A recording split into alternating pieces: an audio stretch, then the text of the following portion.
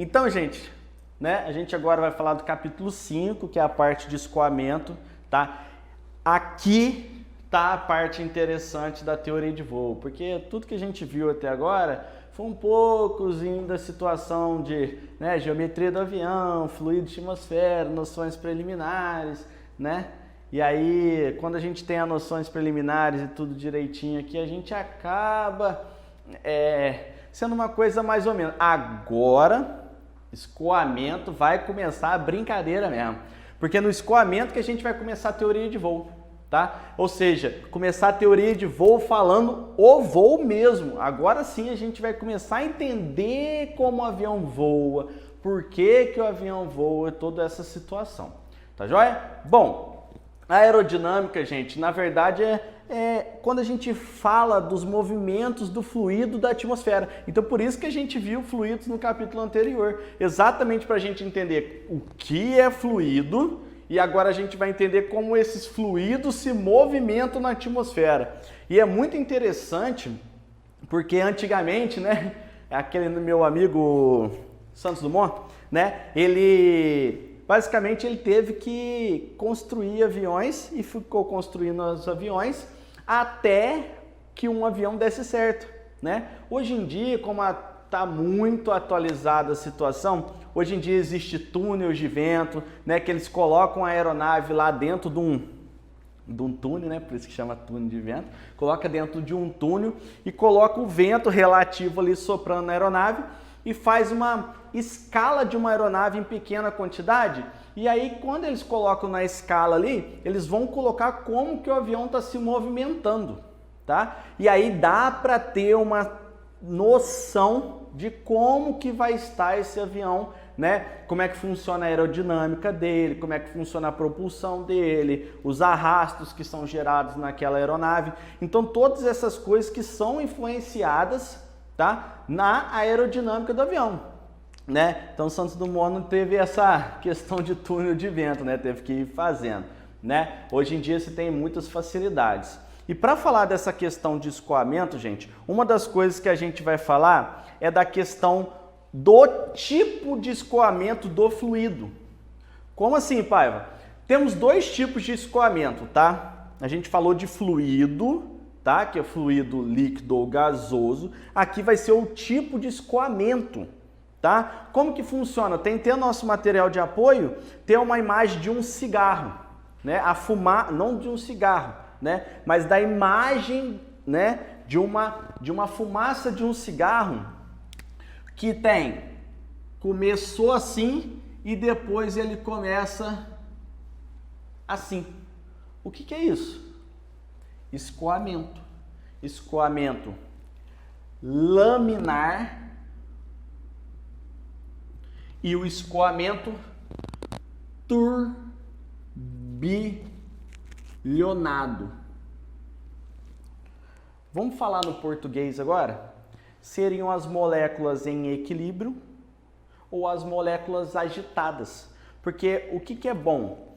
É bom que as moléculas estejam em equilíbrio. Eu falo muito sacanagem relacionado a casamento, né? Porque é uma coisa que na verdade, é igual stand-up, tá, gente? Na verdade, não é porque eu falo brincando de casamento, porque significa que eu sou contra. Pelo contrário, eu sou casado, né? Então não tem essa situação. Eu falo de casamento porque é uma maneira que eu achei que casa muito com a matéria. Então é uma forma que, primeiro, eu achei de ministrar a matéria, porque todo mundo tem um relacionamento, tá? Então, todo mundo passa, que acredito que pela mesma coisa que todo mundo passa, até em conversa entre os amigos a gente entende isso. Então é a maneira que eu utilizo da gente associar, porque se a gente tem uma relação na vida pessoal ali, se a gente trouxer isso para cá, fica muito mais fácil da gente aprender. Olha só para você ver, quando o casamento tá bonitinho, tudo direitinho, as moléculas estão em equilíbrio, o casal tá em sintonia. É o escoamento laminar, certo? Agora, quando tem um divórcio, quando tem uma brigazinha, quando tem aqueles paranoá, pegou meu WhatsApp, deu merda, tal, o que vai acontecer? O turbilhonamento. Ou seja, é quando as moléculas estão agitadas e separando, tá? Então, isso é um escoamento laminar, e o escoamento turbilhonado. Onde que isso vai afetar? Na aerodinâmica. Por quê? Santos Dumont lá, ele fez um avião mais quadradão, né? Foi o 14 bisão lá, né? Então, na verdade, ele fez outros 13, né? Antes do 14 bis. E o 14 bis, que é o que foi que deu mais certo, né? No caso lá. Na verdade, até o 13 deu um pouquinho certo. Só que, na verdade, ele tinha do avião ser manobrável e tinha que sair do campo lá onde que havia as decolagens lá. Tinha que sobrevoar lá a torre, né? A Torre Eiffel lá em Paris, e aí a Eiffel, né, de bolacha, né? Torre Eiffel lá, de sobrevoar num certo tempo. Ou seja, o que conseguiu chegar nesse certo tempo com a propulsão e a manobrabilidade que tinha foi o 14 bis, tá? Então por isso que ele foi certificado. Agora, ele é mais quadradão. Isso, uma coisa que a gente acaba falando de escoamento, imagina só a mão. Quando você está andando de carro, você pode fazer essa experiência de você estar andando de carro e colocar a mão para fora do carro. Você tem uma área plana. Isso aqui na aviação para a gente é chamado de área plana, tá? Então, se você tem uma área plana e o vento relativo batendo na sua mão, isso vai gerar muito arrasto, muito arrasto. Por que vai gerar esse arrasto? Porque é uma superfície de contato. A molécula, ela não entende, por exemplo, porque um avião é um corpo estranho na atmosfera, né? Não foi projetado assim por Deus, foi projetado pelo homem. Então, assim, é um componente estranho da atmosfera. Então, quando você coloca um componente estranho e a molécula do vento relativo está ali tranquilona, ela meio que passa despercebida e bate ali, choca, gerando o nosso arrasto, tá? E essa molécula, tanto que se você colocar a mão atrás aqui, ó, da sua mão no vento, lá para fora do carro, você vai ver que aqui atrás não tem vento. É o chamado vácuo, tá? Ou seja, isso lá em corrida de triatlo, eu já cheguei a fazer triatlo com meu irmão, a gente fazia triatlo, é aquelas corridas de bicicleta que a gente fica um atrás do outro lá assim, ó. Quem tá lá atrás não tá fazendo força alguma, quem tá lá na frente tá se lascando, porque na verdade é muito vento. Então quem tá rompendo o arrasto é aquela pessoa. Então, isso aqui, ó, a molécula, ela não entende que é um quadradão. Então o que que isso aqui gera? Gera uma separação nas moléculas. E separação, qualquer separação é o que que dá? Turbilhonamento, gerando um vácuo, tá? Então isso daqui é ruim para a aerodinâmica da aeronave, porque o que a gente não quer é arrasto, tá? Então, se aquele fluido ali começa a laminar e aí ele se torna turbilhão, é porque em algum momento houve uma separação, isso daí. Ou seja, se aqui ele tava laminar, bonitão, casal, normalmente o que que acontece? Tava fluindo normal, depois leu o WhatsApp, acabou. Entendeu? Ou seja, aconteceu a separação ali e aí ele pode estar ali fluindo, chegou um corpo ali que é um quadradão, igual tá a mão para fora do carro. Se tá com a tua mão para fora do carro, você tá ali, beleza, tá laminar. Se você meter um fluidão assim, ó, acabou, já era, você separou a molécula.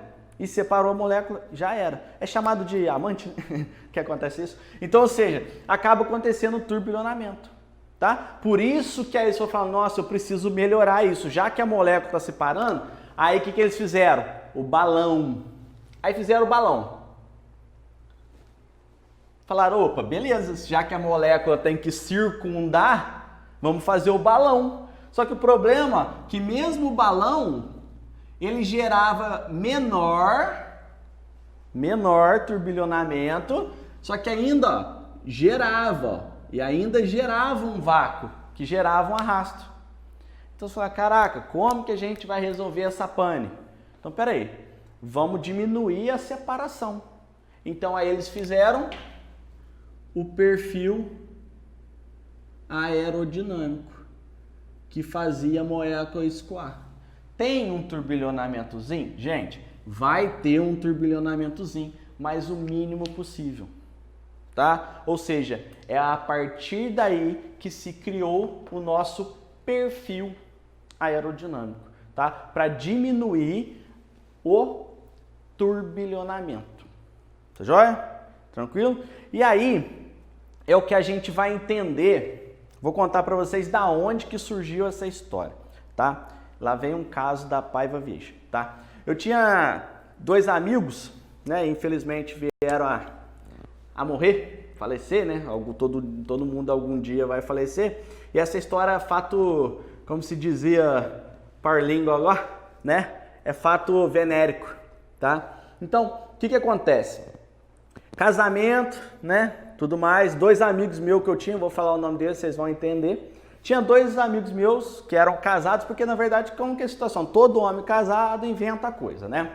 E aí, tinha um amigo meu que passava a mesma coisa que eu passo. Ele chegou e começou a pensar assim, caraca, eu tô fazendo alguma coisa aqui na minha casa aqui, e a minha mulher, quando eu tô fazendo alguma coisa, ela deixa eu quieto. Porque eu falo, amor, eu tô inventando alguma coisa para meu nome ficar na história. E aí a mulher deixava ele quieto. Mas, quando ele não estava fazendo nada, a mulher dele mandava ele fazer serviço doméstico, lavar a louça, arrumar a casa, fazer alguma coisa. E aí ele tinha que sair correndo, porque a mulher chamou e ele tinha que sair correndo. Aí ele falou assim, caraca, que legal. Existe 2 tipos de situação. Ou a gente tá parado, ou a gente tá em movimento. Aí esse cara falou assim, caraca, legal. Quando eu tô dentro da minha salinha, a minha pressão da minha mulher é menos, ou seja, eu estou mais estático, porque eu estou mais parado. Aí ele falou, caraca, eu vou dar o nome de pressão estática, porque minha mulher não está me enchendo o saco, então pressão estática minha é maior. Então quando minha mulher me dá um espaço, eu estou mais parado, eu estou na minha, jogando meu videogamezinho, tal, suavão. Logo, a minha pressão de movimento é menor, porque ou estou parado ou estou em movimento. Então ele falou assim, caraca, então existe 2 pressões. Pressão estática, que minha mulher não está me enchendo o saco, é ótimo, e a pressão dinâmica, que são os afazeres domésticos ali. Ou seja, essa pressão dinâmica, gente, ela é conhecida como velocidade, movimentação. E essa pressão estática é uma pressão absoluta da atmosfera. Só que aí, o que ele viu? Ele viu que quando a mulher dele apertava o pescoço dele, olha o pescocinho dele aqui, ó, do meu amigo, coitado. Quando apertava o pescocinho dele, ele falou assim, caraca, quando minha mulher aperta o meu pescoço, a minha pressão dinâmica, eu tenho que sair correndo. Aumentava a minha velocidade.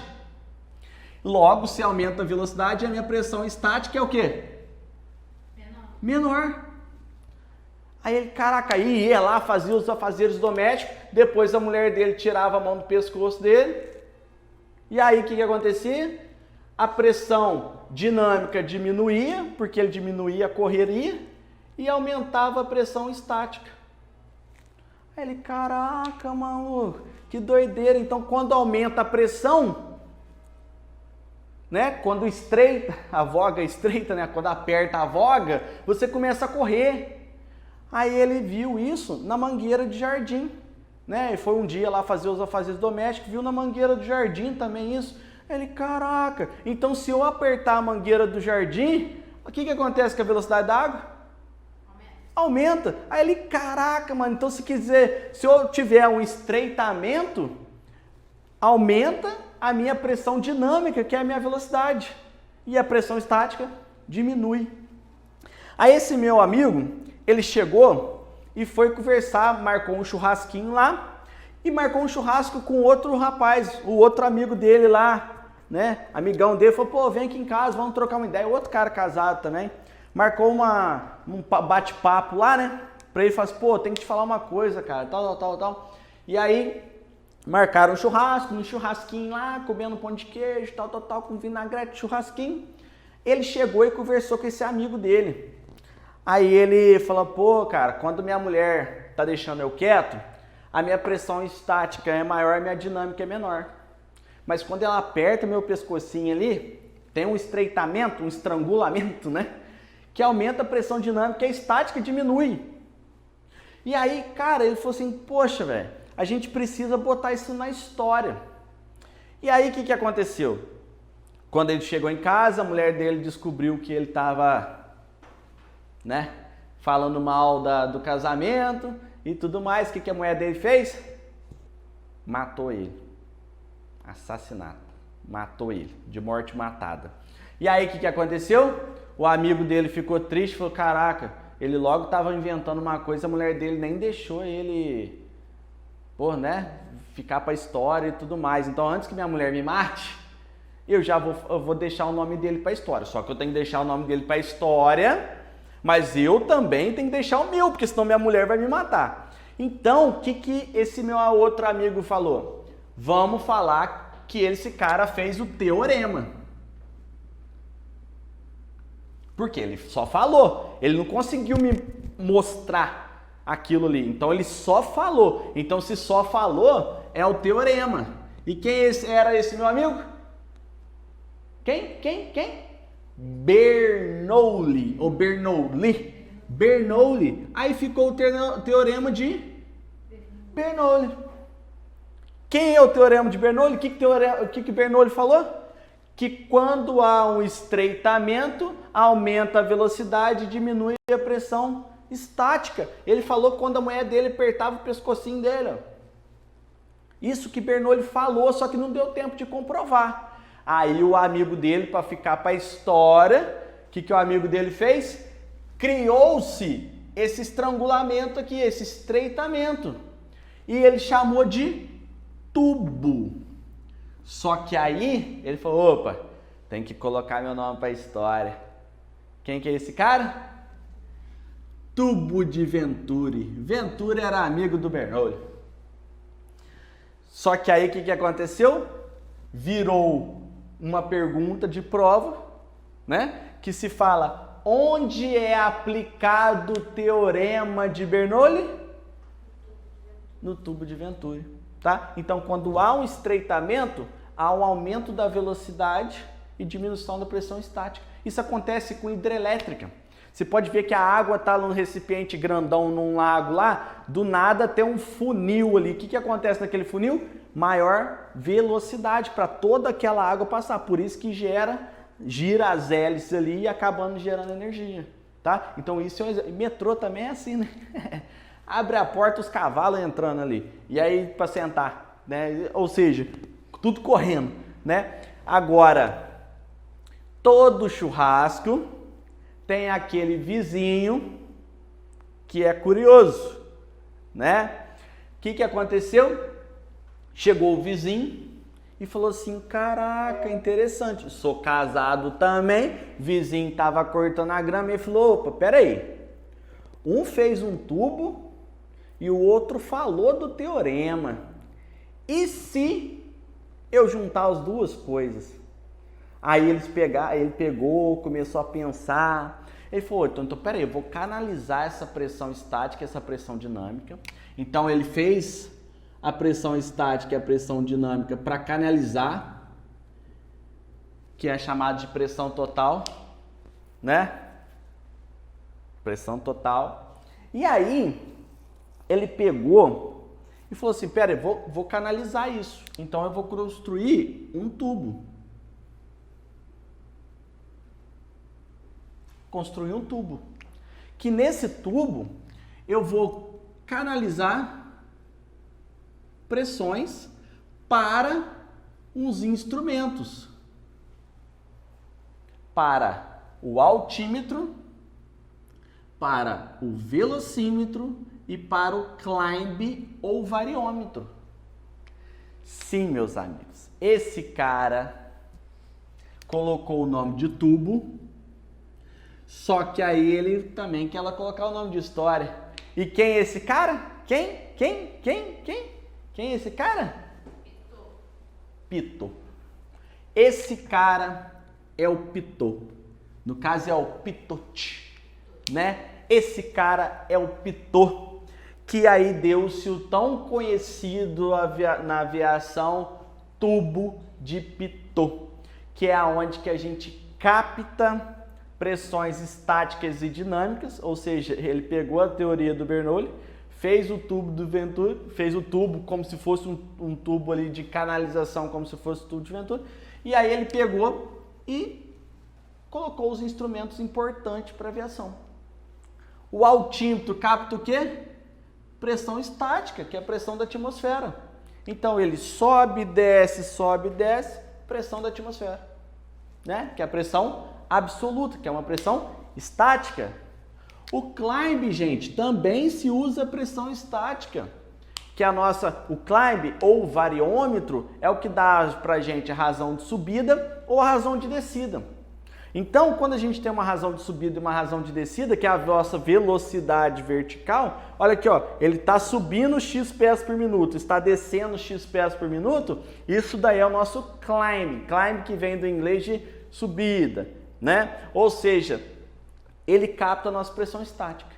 Agora, para a prova e para a vida, né? Para a prova, o único instrumento do avião que capta pressão estática e pressão dinâmica é o velocímetro. Por quê? Porque ele faz um diferencial de pressão dentro dessas duas e utiliza a pressão dinâmica para dar a nossa velocidade. Então, ele capta a pressão estática e dinâmica, mas usa a nossa velocidade. E isso é pergunta de prova importante, tá? Então, nós temos, de acordo com o escoamento, o teorema de Bernoulli, que no estreitamento aumenta a velocidade, diminuindo a pressão estática. Quem falou? Bernoulli. Teorema, ele só falou, não deu tempo de aplicar. Quem aplicou? O Venturi, que criou o tubo, tá? E o tubo de Pitot só aproveitou esse ensejo e copiou e colou. Eu posso dizer que o velocímetro ele capta a pressão total? Pressão total, que ele capta, não só pode, como é pressão estática e dinâmica, ou seja, ele capta a pressão total e faz a diferença das duas, exatamente isso. Beleza? Tá? Então, nesse fato mesmo. Tranquilo? Agora, fato que essa história não é venérica, né? Pelo amor de Deus. Isso aí eu só uso, olha só pra você ver, que criando história, a gente, né, bolando algum tipo de história, alguma coisa assim, a gente acaba, olha pra você ver que eu acabei usando casamento, acabou dando situação de, não é que não acontece estrangulamento no pescoço, pode ser que tenha, a mulher aperta nós, mas, né, quem manda em casa é a mulher, né? Então o que acontece? Sempre a mulher aperta a avó com a gente sai, desliga o videogame correndo e vai fazer as coisas. Olha só para vocês verem como que uma simples história, que se você for contar para você, você vai até acreditar, nossa, caraca, a mulher matou o Bernoulli. É uma história que a gente pode fazer, igual quando vai contar a história para criança dormir, a gente inventa qualquer merda ali. É a mesma coisa, eu acho que você vê que fica muito mais agradável do que eu chegar para vocês. Posso perder um tempo aqui falando de história com vocês, mas se a gente fala, a gente entra naquela história e vivendo aquela história, olha como é que a gente utiliza vivenciando aquela história. É igual aquela Nárnia, né? Você vai entrar lá na Nárnia, lá, entra lá aquela porra lá, você entra, parece que você está na história. Então, ou seja, usa isso para poder estudar, inventa história, fica imaginando, se põe em uma situação. Eu falo muito de casamento. Mas assim, você pegando algum tipo de história, vai aprender e olha como é que você aprende tranquilão, tá? Então assim, é uma maneira de vocês aprenderem, utilizarem tudo que se tem, em vez de eu chegar para vocês, igual muitos aí fazem, aí chega assim, olha, teorema de Bernoulli, ele falou isso, que aumenta a pressão estática, diminui a pressão dinâmica e tudo mais. Pô, ridículo. Então se você pegar uma situação dessa, você vai ficar uma coisa gravada. Eu gosto muito de falar isso para os alunos da Pai Aviation, que é exatamente isso. Quando você está num grupo de amigos, é muito melhor você estar num grupo de amigos trocando piadinha, que você se sente mais à vontade de estudar que eu estou falando, se sente mais à vontade, você se diverte, né? Fica mais leve o clima. Agora você chega naquela sala que aqueles caras tudo falando assim, tudo, e aí você acaba o quê? Não tendo vontade e aquilo não entra na cabeça. Então quando você pegar uma coisa difícil, tenta transformar numa historinha, numa situação, vivência de vocês, para vocês pegarem e transformar isso numa forma mais leve, né? Para que você entenda, tá? Não significa que aquela porra precisa ser verdade, né? Mas só de uma maneira de você lembrar, trazer para a vivência. Beleza? Fica muito mais leve essa situação. Tranquilo? E aí, com isso a gente vai ter os instrumentos. Tem lá todos os instrumentos para a gente no material, né? No nosso material de apoio. E aí tem falando sobre o tubo de Pitot, tá? Vai ter lá para gente, por exemplo, sobre o altímetro, tá? O altímetro, gente, funciona, vamos dizer assim, quase que como um relógio, tá? Vocês vão ver lá no material de apoio que o altímetro tá aqui assim, ó, 0, 1, 2, 3, 4, 5, 6, 7, 8, 9, tá? Ele vai estar ali. E ele tem 3 ponteiros. Alguns altímetros são digitais hoje, ou seja, ele não tem o ponteirozinho para te mostrar qual a altitude que você tem. Ele mostra digital, igual relógio digital é relógio analógico, tá? Por exemplo, esse meu aqui é um relógio analógico, ele tem 3 os ponteirinhos. Tem do segundo, tem do minuto e tem da hora. Você pode ver que do segundo ele movimenta muito, do minuto ele movimenta menos e da hora menos ainda. Ou seja, os instrumentos também são dessa maneira, os analógicos, tá? O altímetro funciona dessa maneira, o altímetro analógico ele funciona dessa maneira. Como que ele funciona? Quanto maior o ponteiro ou quanto mais ele gira, menos ele mede. Igual o segundo, ele gira mais, ou seja, menos ele mede. Então, o ponteiro que mais mede, que é o maior e o mais fino, tá? Ele vai medir centena de pés. Então ele vai medir centena de pés, tá? Aqui, ó, centena. Então se o ponteiro tiver no 1, 100. Tiver no 3, 300. Tiver no 7, 700. Se tiver no 9, 900. Quando ele der uma volta, 900, se você continuar subindo, o ponteiro médio, que mede um pouco mais demorado, ele vai medir milhares de pés. Então, o ponteiro grande deu uma volta, vai vir um ponteiro médio, vai aparecer o ponteiro médio no 1 e o ponteiro grande no 0. Significa que você está a 1000 pés. Aí o ponteiro grande vai ficar no 1 e o ponteiro médio, perdão, no 1 e o ponteiro grande vai dar mais uma volta. Quando o ponteiro grande tiver mais uma volta, 2, aí o ponteiro médio vai para o 2 e o grande para o 0. 2000 pés. Aí o ponteiro médio, no caso, ajudaria a marcar 1200, 1300. É, porque aí vai tipo assim, o ponteiro médio no 1, 1000. Aí o grande tá nos 4. Então significa que você tá o quê? Ponteiro médio no 1, que é o milhares. E o ponteiro grande no 4, que é o centena. Então, 1400. Exatamente. Ou seja, você vai estar a 1400. Aí ele vai 1500, 1600, 700, 800. Quando ele chegar no 2, no 0, o médio vai pro 2 e o grande pro 0. Aí quando vier, vai dar mais uma volta. O médio no 2 e o grande no 7. 2.700. Entendeu? E aí vai vir 3 e tanto, 4 e tanto, 5 e tanto, 6 e tanto, 7 e tanto, 8 e tanto, 9 e tanto. Chegou no 9 e tanto, o médio no 9 e tanto. E foi um piquititito, piquititinho, tá? Ele vai mostrar dezena de milhar. Então ele demora para caralho para chegar. O ponteiro do Cessnazinho, coitado, nem sobe. Entendeu? Nem mexe por um assim, coitadinho, triste, porque para chegar no 10 você tem que dar soquinho em linha, soquinho em linha, soquinho em linha, lá. E aí para chegar no 10, tá? Ou seja, que vai ser 10 mil, 20 mil, 30 mil, 40 mil, tá? Então vai ser bem assim, mais demorada essa movimentação do ponteiro menor. Isso é o altímetro, beleza? Tá? Dúvida? Tranquilo? E aí, o que acontece, gente?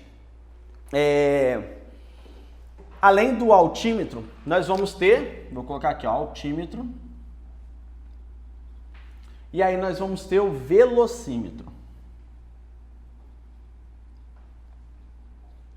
O velocímetro, gente, claro que cada aeronave tem um tipo de velocímetro. Lembrando que quando a gente falou de velocidade, eu falei lá, ó, nós podemos ter o velocímetro em nós, em milhas por hora. Tá? Então, cuidado, milhas por hora é milha terrestre, nós é KT, tá? Então, cuidado com essa situação.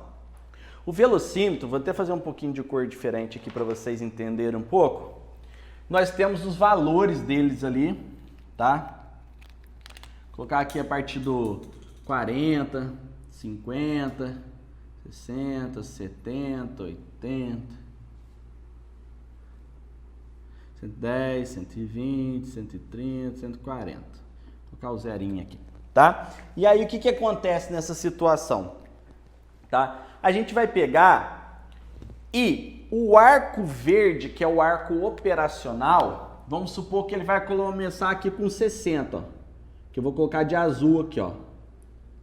É o arco verde operacional, vou colocar até 110 nós aqui, mais ou menos.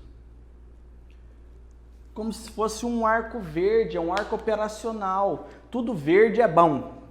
Verde pode, amarelo cuidado e vermelho fode, tá? Então, ou seja, o verde você pode operar, é a faixa operacional da aeronave. E uma coisa muito legal, o início do arco verde, qualquer aeronave que você entrar, o início do arco verde é a velocidade de stall sem flap. Ou seja, é a velocidade onde que a aeronave perde sustentação sem flap. Tá? Por isso que é o chamado operacional. E ele inicia ali porque significa que se você abaixar dessa velocidade, se você tiver uma velocidade menor que essa, o que pode acontecer? O stall. O stall é a perca de sustentação. Você não vai morrer, calma. A gente, inclusive, treina o stall para você exatamente não dar mole para chegar nessa situação. Ou se acontecer essa situação, você corrigir. Então, gente, não fique com medo do stall. Muita gente vai falar assim, o stall você vai cair, vai morrer, vai não sei o que, vai casar. Não, não vai. A única coisa que você vai fazer, ó, é a perca de sustentação. O avião está voando aqui, ele perde sustentação, mas você pode recuperar. É bem simples. É aquilo que eu falei com vocês. Na verdade, é a maneira com que é apresentado para você. Tá? Então, se é apresentado para você de uma maneira brusca, vai estar na tua cabeça até você fazer uma maneira brusca, tá? Então, quando eu vou com os alunos assim, eu falo muito para eles assim, né? Falo assim, olha, vou fazer um stall aqui com você, mas fica tranquilo, não é nada. Faça um stall leve para ele. Ah, tem aluno que faz a primeira vez, nossa, é isso? É, exatamente isso. Então, assim, da maneira que é apresentado para vocês, é só se vocês tiverem medo, alguma coisa, faça assim com o stall, dá para fazer um stall mais leve, só para eu sentir, ver o que é, porque tudo que é desconhecido pra gente, a gente tem medo, tá? Se é desconhecido, a gente fica com medo, mas é coisa bem simples, tá? Eu só tô falando isso aqui para vocês entrarem, ó, aquela velocidade, se eu diminuir dela, vai ser velocidade de stall, então eu tenho que tomar cuidado com ela, tá bom? E o velocidade onde que o verde termina, é onde que é operacional nosso, tá joia? Bom, nós temos um arco branco, tá? Esse arco branco, eu vou colocar de vermelho aqui só para diferenciar. Esse arco branco, ele tem uma operação um pouco ali antes do arco verde, tá? E ele termina um pouco antes também do arco verde, aqui o final do arco verde. Esse arco branco, gente, é o de uso de flap, tá? Para aeronave, né, que tem flap, a maioria das aeronaves tem flap, né? Mas aqui o que acontece? Ele aqui, na verdade, é para uso de flap, beleza? Então, se você tiver precisando usar o flap, que a gente vai ver lá na frente, que é um dispositivo hipersustentador, que ajuda também na frenagem da aeronave, você vai ver que você só pode usar. Se você tiver numa velocidade, por exemplo, de 110 nós e o flap só pode dar abaixo de 100, você não pode dar o flap a 110 nós, porque a estrutura dele não vai suportar. Então você só pode dar abaixo dessa velocidade dele indicada, dentro daquele arco branco, tá? Beleza? Pai, veio o início dela. O início é a velocidade de stall. Exatamente, se o arco branco é de flap, então é a velocidade de stall com flap. Porque, gente, a gente vai ver que a velocidade de stall, escuta o que eu estou falando, ela escuta e anota, é diretamente proporcional ao peso. Diretamente proporcional ao peso. Significa que quanto maior for o peso, maior a velocidade de stall. Pai, mas maior não é melhor? Não. Sabe por que não? Vou dar um exemplo para vocês da aeronave voando a 80 nós. Tá? A aeronave está aqui, ó, voando a 80 nós, um ponteiro da velocidade está aqui, ó, mostrando 80 nós. Você está lá suavão, tranquilão, suave na nave, né? E aí, na nave literalmente, né? Só que é na aeronave, né? E aí você tá aqui, ó, a velocidade de stall é 60. Pô, tranquilo, vou estolar?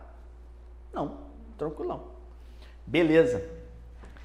Vou fazer um voo em curva, que a gente vai ver também que aumenta a nossa velocidade de stall. E aí, o que que acontece, meus amigos? Quando você fizer uma curva que vai aumentar o peso da aeronave, vai aumentar quem? A velocidade de stall. E aumentando a velocidade de stall, a velocidade de stall aqui, no caso, eu dei como exemplo de 60. Aumentar a velocidade de stall é aumentar aqui também, ó, 70, por exemplo. Ou seja, a chance de dar merda tá mais perto de dar merda, não tá? Então, ou seja, aumentar a velocidade de stall, meus amigos, não significa que você está melhorando ela, pelo contrário, está piorando. A chance de você atingir ela mais rápido é mais fácil de você atingir ela. Então, quanto mais fácil for de atingir ela, mais fácil você estola, perde a sustentação. Então, o peso é diretamente proporcional à velocidade de stall, tá? Quanto maior peso, maior velocidade de stall, tá? Anote isso, que isso é muito importante, não para a ANAC também. Para a ANAC tem essa situação, eu vou mostrar isso em voo em curva. Porém, para a vida, se você está com maior peso, presta atenção que vai aumentar a velocidade de stall. Cuidado com isso, beleza? Muita atenção nisso, tá?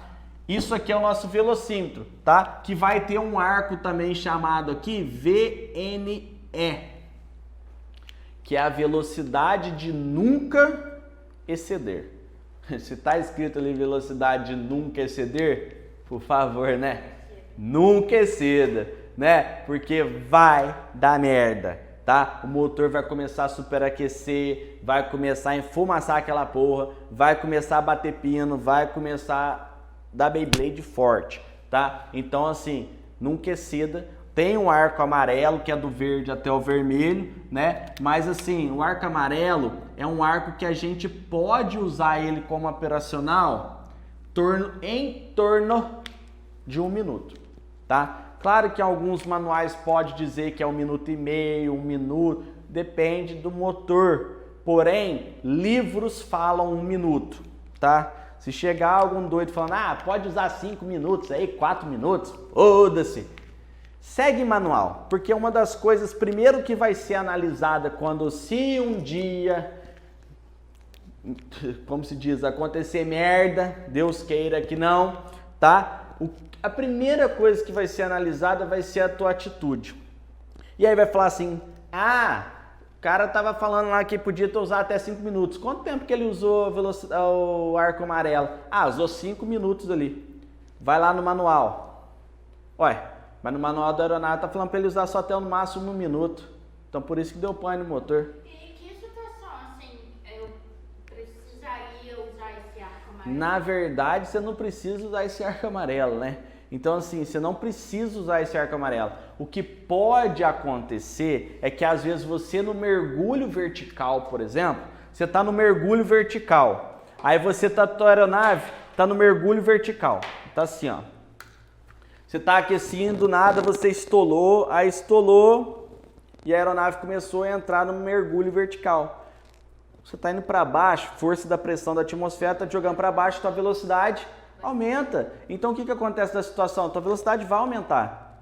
Ou seja, vai chegar num certo momento que você vai precisar recuperar, porque você não pode extrapolar essa velocidade. Então, num caso de mergulho vertical, você pode acontecer. Ou pode acontecer de você estar num voo nivelado e você aumentar bastante a velocidade dando potência ali e a aeronave ficar. É necessário você meter a mão na potência e ficar ali para chegar mais rápido? Porra, desnecessário. Se você entra no arco amarelo, precaução. Entendeu? Então, ou seja, você não precisa atingir ele. Pode acontecer de você atingir, sim. Pode. Inclusive esse exemplo que eu dei de mergulho vertical. Mas não significa que você precisa atingir ele. Você tem que corrigir ele. É igual o sinal amarelo. Você precisa passar nele? Porra, não. Pode passar? Pode, mas precisa? Não. Espera o verde de novo, espera vermelhar, depois deixa chegar no verde de novo e pronto, acabou. Tá? Não necessariamente você precisa. Tá bom? Certo? E aí depois a gente tem do velocímetro, a gente tem um climb ou variômetro, que é o que a gente falou aqui. Tá? O climb ou variômetro, gente, ele é o que dá pra gente a razão de subida e razão de descida. Tá? Eles nos dão a razão de descida e a razão de subida. Então, o que acontece nessa situação? Ele pega, como que ele funciona? Tá? Ele vai ter o 0 aqui, o ponto 5, 1, 1.5, 2, cada um tem um tipo de climb, né?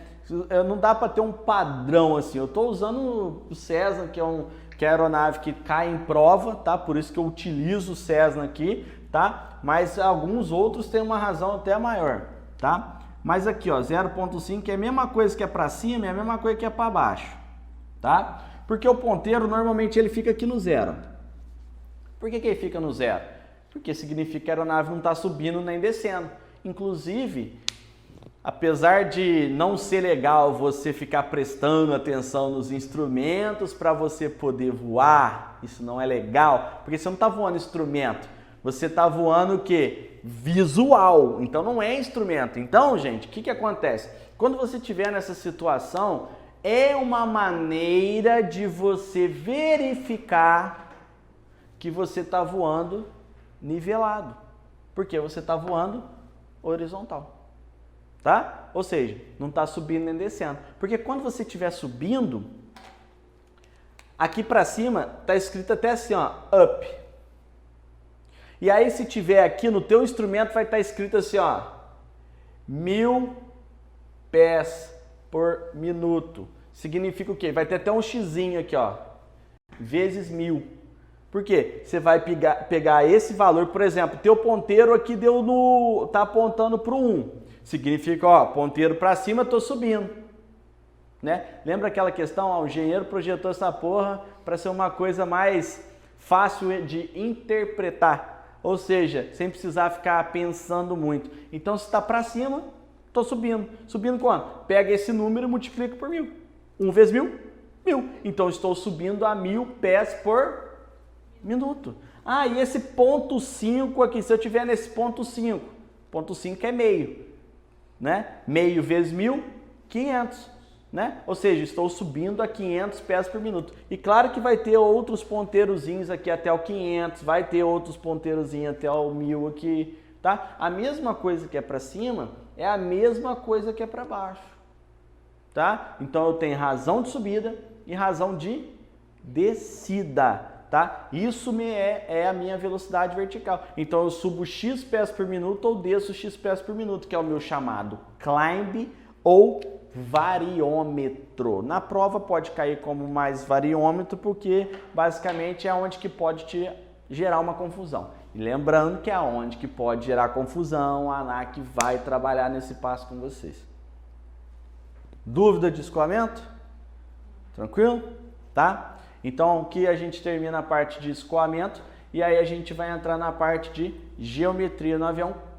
Claro que a gente já falou de geometria do avião. Eu falei de geometria do avião, tá? Que é o capítulo 6. Porém, eu só vou recordar um pouquinho da geometria do avião, porque tem outras coisas na parte de geometria do avião.